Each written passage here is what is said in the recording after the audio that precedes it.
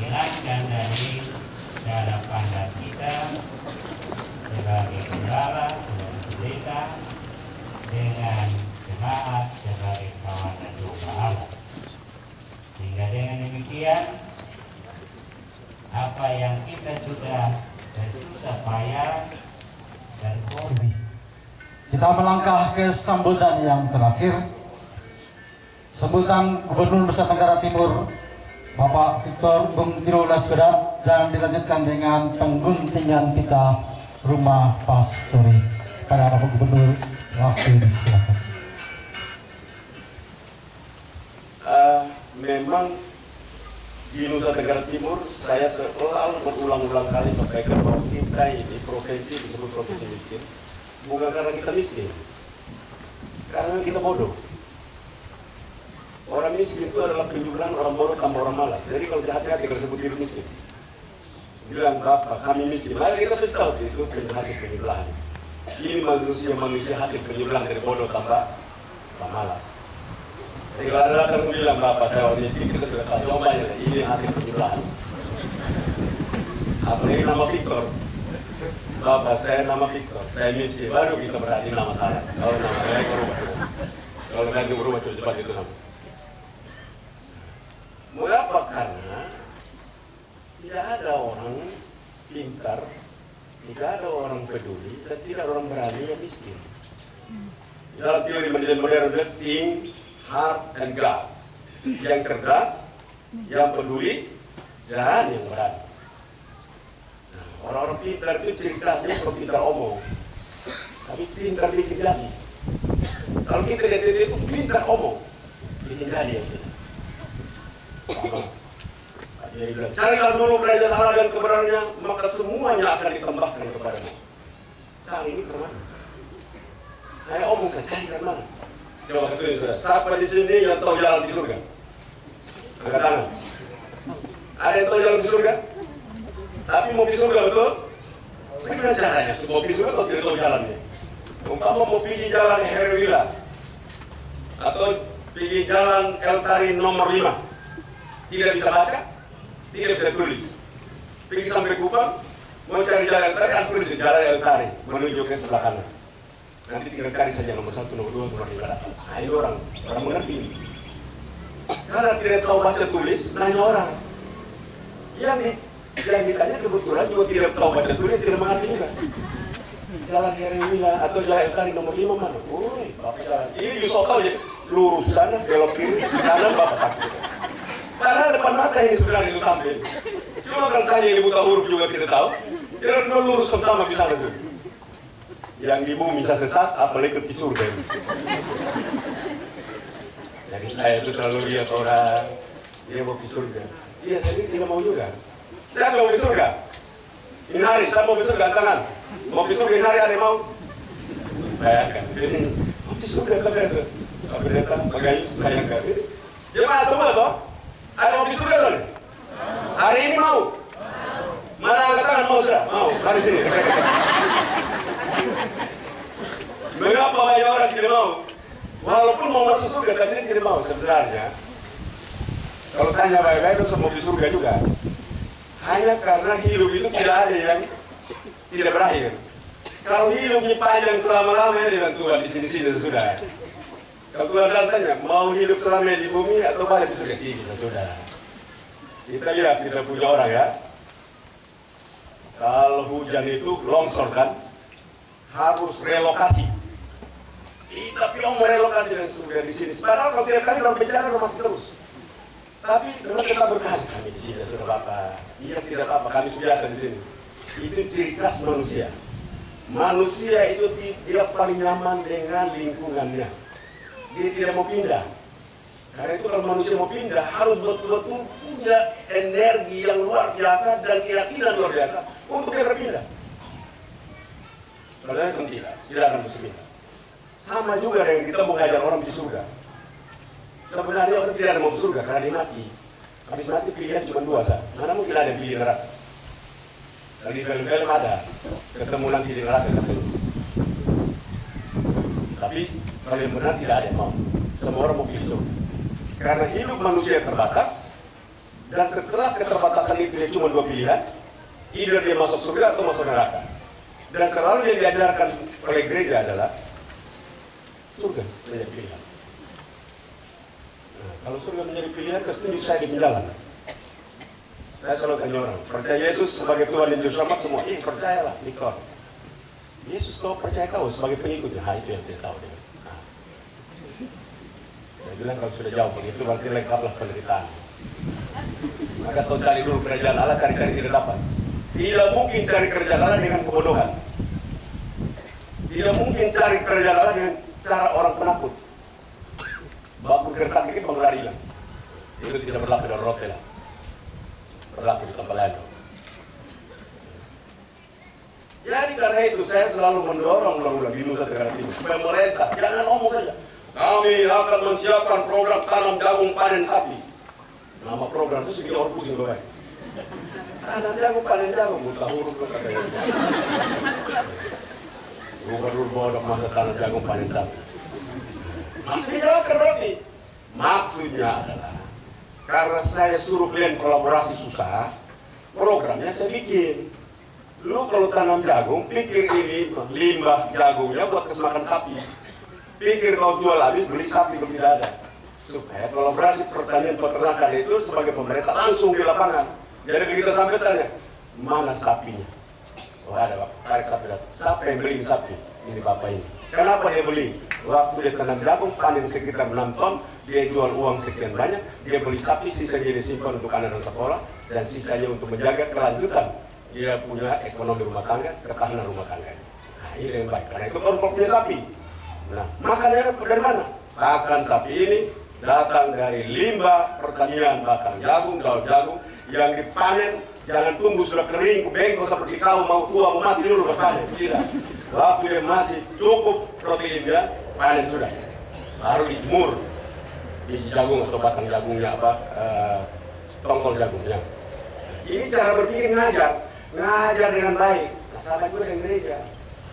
Saya bilang pegawai tadi, gereja dan pemerintah itu kenapa ini miskin terus? Karena omong abstrak tuh, cari dahulu kerajaan Allah dan kebenarannya, maka segalanya akan ditambahkan kepadamu. Cari-cari tidak dapat karena buta huruf, cari-cari tidak dapat karena tidak pernah berani. Kalau kita tentang sedikit lari. Cari-cari tidak dapat. Cuma kaya, punya uang tapi sakit. Karena itu saya selalu bilang, orang yang hidup di dunia ini sudah tahu, mati masuk ke neraka, terus tahu sekarang. Ini mati. Begitu pendeta bilang, telah kembali ke rumah Bapak, bilang salah pendeta. Berarti itu tidak baik. Ini orang mati, ini orang sakit, mati. Dia hidup buat dia berdiri saya, dia hidup maka dia berdiri saya. Tidak mungkin masuk. Ini orang ini telah kita kembalikan kepada iblis dan para pengikutnya. Jadi para pendeta ini kadang-kadang tidak berani. Dia sudah tahu yang manusia tidak masuk surga, dia mencoba tetap masuk surga. Dari sekarang ini kita tahu kita masuk surga atau tidak. Jangan mati dulu kalau kita boleh berjudi. Kita masuk ke sana. Karena itu saya mau sampaikan begini. Rumah pastori yang berdiri ini betul mewah, bagus. Tapi seluruh bangunan yang kita bangun tujuannya untuk sebuah pelayanan. Dan pelayanan yang kita target adalah membuat orang pintar, membuat orang peduli, dan membuat orang berani. Jadi kalau kita tidak bikin orang lebih pintar di situ, bagaimana masyarakat ditopokan? Kau tahu tidak jalan menuju ke surga? Tahu. Bagaimana caranya? Nah, sini saja kau. Nomor 1, saya ajar membaca tulis dulu supaya lu mengerti. Karena kalau tidak bisa baca tulis, nanti harap dengar orang nanti salah. Cuma kita yang sudah bisa baca tulis pun tidak pernah baca, dia tunggu dengar orang. Yang datang kalau lurus benar otaknya baik-baik, tapi kalau bengkok kita setengah mati baik. Nah itu harus baca serius. Orang bodoh tidak pernah sampai surga, tidak akan. Karena itu Yesus tidak pernah suruh kita untuk bangun dulu rumah gereja. Bangun boleh, tapi ajar sendiri. Pergilah. Itu perintah agung loh. Perintah agung itu. Pergilah, jadikanlah mereka apa coba? Muridku, siapa murid itu? Kalau sudah tanya pintar-pintar, apa murid Yesus? Bodoh-bodoh dekat itu tampil dulu main bodoh, ngomong bodoh-bodoh. Apalagi murid Yesus. Jadi karena itu murid Yesus pintar-pintar. Ciri khas Yesus punya jawaban itu pintar-pintar. Coba lihat baik-baik dia punya jawaban itu pintar-pintar. Karena itu saya harapkan setiap kita di Nusa Tenggara Timur jangan bicara abstrak saja, tapi konkretkan. Padahal kan pengetahuan itu kita sedang transfer, kita sedang mendelivery, kita sedang mengirim, kita sedang berpindah pengetahuan dari diri kita kepada orang lain. Itulah pengetahuan. Jadi kalau sampai orang tidak mengerti, berarti kita sedang salah. Contoh paling sederhana, eksplisit sekali Tuhan Yesus bilang, masuk surga itu gampang. Di saat aku lapar haus, telanjang, terpenjara, sakit, orang asing. Kalau kamu urus model seperti ini, kau urusin saya. Kalau kau tidak urus model kayak begini, kau tidak urus saya. Dan kalau kau urus saya, kau akan masuk di rumah itu bersama saya. Kalau kau tidak urus model begini, kau akan saya hukum dari iblis dan para pengikutnya. Sederhana sekali. Nah, pertanyaannya, untuk sampai level ini yang susah. Sampai level ini yang susah. Karena kita semua harus pintar untuk mengelola kita punya sumber daya. Nusa Tenggara Timur begitu kaya, lautnya luar biasa, kita luar biasa sekali. Kita punya alam yang sangat luar biasa, tanah yang luar biasa, tapi kita tidak pernah kerjakan. Kita tidak punya kecerdasan dan informasi berkaitan kekayaan kita. Karena itu dari tempat ini, tadi kan Pak Ketua Pembangunan Pak Soe bilang ada gula lempe. Gula lempe campur di super kilo. Ada di sini tidak? Tidak.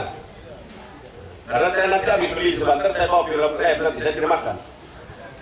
Saya bawa ke lab dulu, saya periksa dan saya umumkan bahwa gula lempe yang dibawa dari situ adalah gula lempe yang murni, yang tidak dicampur oleh apapun, dan konten di dalam konten ini. Kalau ada saya tidak omong, saya diam-diam saja dan bilang, barang ini bikin bapaknya. Itu maksudnya.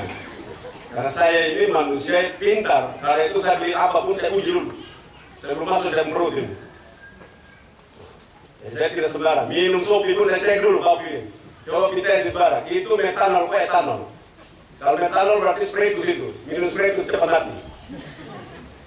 Kalau dia etanol, maka campurannya benar tidak. Berapa persen etanol di dalam itu? Airnya berapa persen? Konten apa saja di dalam itu? Itu maksudnya. Itu ciri khas orang-orang pintar. Karena itu saya ingin agar dalam pembangunan Nusa Tenggara Timur kita semua harus belajar serius. Saya bukan orang peternakan, tapi karena saya jadi gubernur, saya belajar serius tentang peternakan supaya saya tidak ditipu.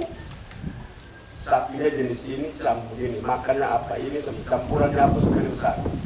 Bagaimana cara dia bisa kawin kembali untuk dia dapat meninggal itu? Dari mana indukan yang baik? Nah, ini mesti belajar serius. Ini tentang itu. Saya mau sampaikan bahwa kita akan masuk pada masalah yang luar biasa tahun depan. Tahun depan makin susah. Dunia akan mengalami kondisi yang lahir hidup tahun 1965, saya yakin banyak di sini. Kita akan masuk dalam kondisi-kondisi susah seperti itu. Makan burgul dulu, tau? Makan setengah mati. Kita akan masuk dalam dunia susah seperti itu. Hari ini negara sekitar 42 negara telah menyatakan mereka negara gagal. Sedikit lagi mungkin tembus 60. Maka makin susah dunia. Karena itu krisis pangan akan terjadi. Dunia akan menuju krisis pangan. Karena itu permintaan saya. Gereja dan seluruh masyarakat Tuapukan, tolong pada saat sebelum musim hujan seluruh pekarangan sudah siap standby. Dan dimanapun tanah tidak boleh kosong. Kita harus tanam sorghum, tanam jagung. Ingat, sorghum, jagung. Yang sawah-sawah, tapi kalau tanah tidak boleh ada tanah kosong. Kalau ada kosong, laporkan saya. Nah, kita punya tantangan terbesar itu di situ. Kita ini selalu omong abstrak. Tidak boleh abstrak. Setiap pendeta harus tunjuk surganya model apa di setiap jemaat ini. Karena itu Yesus bilang, datanglah kerajaanmu, jadilah kehendakmu di bumi. Maksudnya di surga itu baratang gitu, omong di bahasa umum itu. Bahwa yang surga itu baratang di dunia ini supaya dunia betul-betul barang ada. Persentase percaya kita. Nah, maksudnya begitu. Kita punya ini omong surga tidak pernah kita lihat. Raksa kalau nanti ini surga. Surga kami miskin terus surga. Apalagi lagu bikin susah-susah maka surga. Hati-hati, kalau diajak tidak benar. Yesus bilang, bila kamu melakukan kepada salah satu saudaraku yang ini, nanti orang bilang begini, iya itu kan, dia orang miskin dan dia jadi saudaranya Tuhan Yesus. Ada yang bilang begitu. Jadi lebih baik kita jadi susah saja kan jadi saudaranya Tuhan Yesus. Nah ini lebih parah lagi. Ini. Yang dimaksud adalah ini memberikan sentilan kepada para pemimpin bahwa setiap orang miskin dan susah dan hina itu harus dia berpihak kepada mereka agar Agar semua yang percaya dan mengikut dia, bantu dia segera. Contoh saya gubernur pikir di desa, emang siapa yang suka ibarat? Pergi lihat orang miskin di situ, emang siapa yang suka ibarat? Tetapi kalau dia pergi di sana untuk bawa seluruh kepada bantuin manusia dulu. Kalau tidak segera bantu mereka akan mati. Nah, itu maksudnya begitu. Jadi Yesus tidak menempatkan kaum Yuda sebagai saudara itu karena dia menjadi bagian keluarga, tidak. Mau menempatkan sebagai bagian dari keluarga dan saudara supaya siapapun yang percaya Yesus ikut berperan aktif untuk membantu mereka. Jadi siapa yang tidak bantu dengan Yesus maka dia masuk neraka. Dan sekarang itu saya bilang orang Kristen itu punya hebat satu, bukan Kristen, bagi Yesus. Hebatnya satu, dia melakukan dosa tapi dia tidak berdosa. Karena itu jangan lagi bahas hukum dosa. Jangan pernah bahas. Kalau ada pendeta bilang saya mengaku jangan Bapak, jangan ikut-ikut. Itu hak kami melakukan dosa tapi kami tidak berdosa. Kenapa? Karena kami punya garantor terhadap dosa kami. Tugas kami adalah belajar supaya pintar, belajar peduli, belajar berani untuk membantu orang lain keluar dari kesulitan seperti saya keluar dari kesulitan. Tugas itu begitu. Selain itu tidak ada. Jadi jangan pikir gereja dalam surga. Pikir gereja sampai mati, sampai tua sampai mati tidak pernah bangun apa-apa, bodoh terus masuk neraka. Ingat baik-baik. Gereja punya tugas mengajarkan kita pintar, peduli dan berani. Saat itu tidak ada, sia-sia pekerjaan gereja. Saya bisa bertanggung jawab terhadap statement saya. Karena Yesus hanya bilang, bila kamu melakukan kepada salah satu saudara yang hina ini, kamu telah melakukan untuk aku. Siapakah hina itu? Yang lapar haus, yang telanjang, terpenjara, sakit, orang asing. Jadi karena itu yang lakukan itu kamu akan masuk ke rumah Bapa, rumah raja tersebut bersama aku. Bila tidak, kamu akan dihukum bersama iblis dan para pengikutnya. Udah jelas, gue tak pernah ditolong baik-baik. Gimana kan bikin ini susah toh? Pertanyaan saya, siapa yang mengasihi Tuhan Yesus 30%? Dalam hidupnya, ada coba katanya 30%. Maksudnya ada kok. Saya mengasihi Tuhan Yesus 10% saja. Ada tidak? Tidak tahu caranya.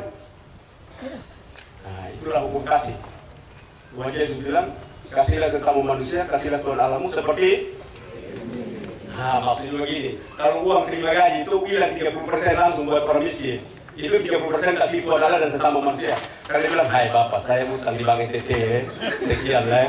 Mau bayar orang kawin lagi, dan duduk kumpul keluarga lah.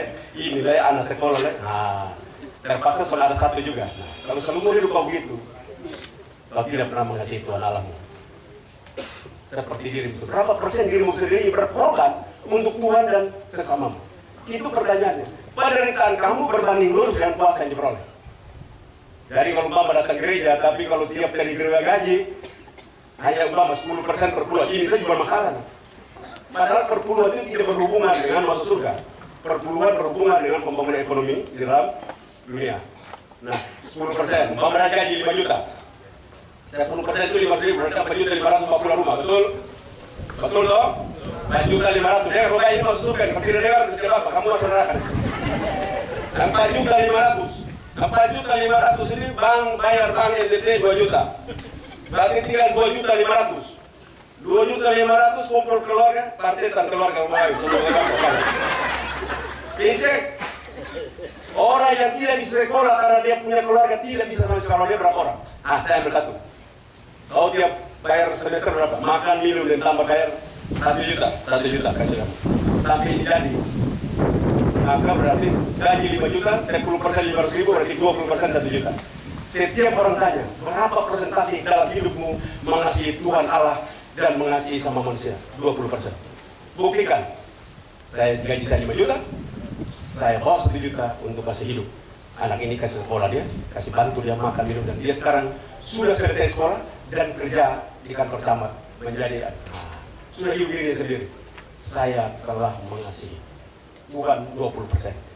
Karena itu 20% dalam membangun kaum hina ini, maka Bapak sedang berada di surga. Tidak takut, Bapak kapanpun Bapak mati, terimalah hakmu karena kau telah masuk dalam kerjaan surga. Bapak bilang, perlakukan ini seperti saya melakukan kepada dirimu, kepada orang lain. Nah, sebenarnya cuma sederhana seperti itu, masuk surga itu. Cuma itu tidak gampang. Begitu kami terima uang, dia bilang, saya uang ini sisa begini, jadi saya mau taruh lebih kemana. Nah, ini yang masuk neraka orang begini. Dia tidak mau berkorban. Jadi dia pikirnya, dia bilang, kasihlah Tuhan Allah luar biasa, kasihlah sama polisi luar biasa. Tapi dia tidak mau kasih di Bapak. Uang, tenagamu, gagasanmu, dan waktumu. Hitung baik-baik, kasih berapa. Bagi mereka yang melakukan, akan melihat kemurahan Tuhan dalam hidupnya diri ini. dan dia kembali kepada Bapa dan menerima seluruh pahala yang telah dilakukan. Sekian, terima kasih. Salam. Salve. Wassalamualaikum warahmatullahi wabarakatuh. Om Santi Santi Santi Om. Namo Buddhaya, salam kebajikan. Dengan memohon berkat dari Tuhan kita Yesus Kristus dan dengan disaksikan oleh kita semua yang hadir, dengan ini saya meresmikan rumah pastori. Selanjutnya dengan bukti pastori dari panitia pembangunan kepada Ketua Majelis Jemaat. Saya membutuhkan untuk diteruskan ke Wakil Ketua Majelis Jemaat.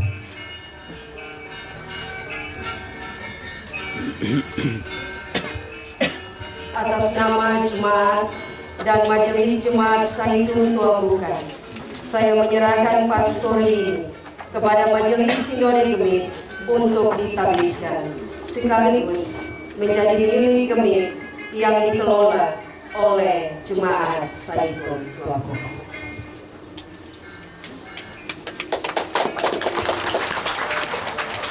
Jemaat yang terkasih dalam Yesus Kristus, atas nama Majelis Sinode Gereja Masehi Injili di Timor, saya menerima pastori ini untuk ditabiskan dan digunakan sebagai tempat menginap bagi pelayan firman Allah yang melayani di jemaat ini bersama keluarganya.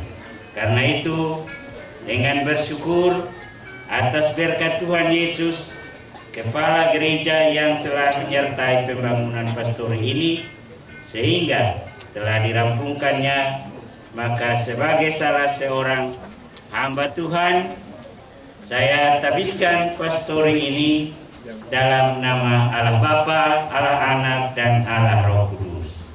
Kiranya dari dan di dalam melalui pastori ini, Tuhan memberkati hambanya yang melayani di Jemaat Zaitun Tua Bukan demi kemuliaan namanya. Amin. Amin.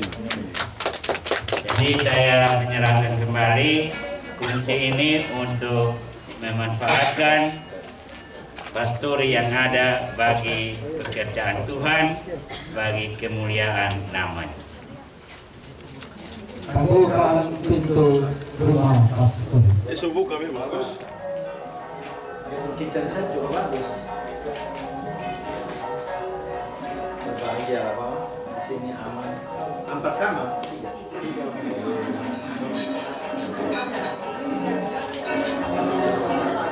Iya, itu besar sekali. Berapa ini satu berapa?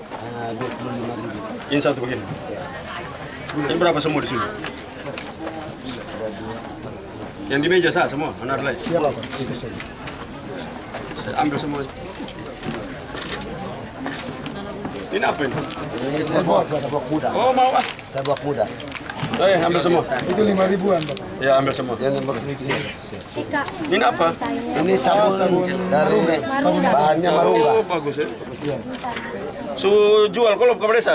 Sudah jual. Suruh semua tuh pakai sabun lain kalau ada begini. Iya. Pakai sabun ini saja. Kami beli di sini. Ya, pokoknya cek yang pakai sabun lain kita hukum sendiri. Siap. Boleh sah? Siap. Bilang ini. Ini apa? Kamu apa? Ya Bapak? Oh, ini ya. Saya Toko di sini. Iya Bapak. Saya mau ini sabun. Siap ya. Ini semua ambil, ini semua ambil. Ini satu saya cek dulu benar nggak? Baik Bapak. Cek. Ada luat. Ambil semua. Ada luat Bapak. Ada luat. Bapak biar. Ini sambal jual berapa? Ini sabun. 15.000. Nah, saya ambil semua. Coba hitung dulu berapa banyak. Siap. Sebuah tarian verdi akan dipersembahkan kepada